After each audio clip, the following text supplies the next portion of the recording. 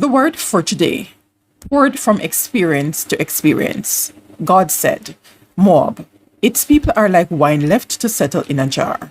They aren't poured from one jar to another. That is why its flavor has remained the same and its aroma hasn't changed. Jeremiah 48:11. This scripture paints two pictures for us. One is natural and the other is spiritual. In the natural, we see how wine is made by being poured from one vessel into another. In the spiritual, we see how God changes us by pouring us from one experience into another.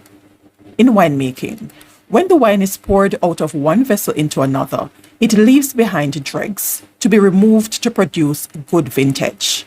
Similarly, God will permit you to be poured into situations that reveal your weaknesses so that you can work on them. And no matter how uncomfortable it is or how badly you want to escape, God won't let you until your issues has been dealt with successfully. How will you know when that's so?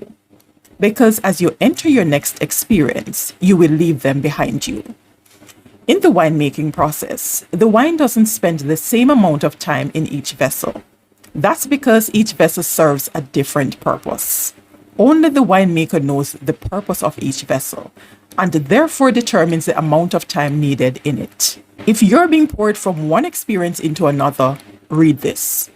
Being confident of this very thing, that he who has begun a good work in you will complete it until the day of Jesus Christ. Philippians 1 verse 6.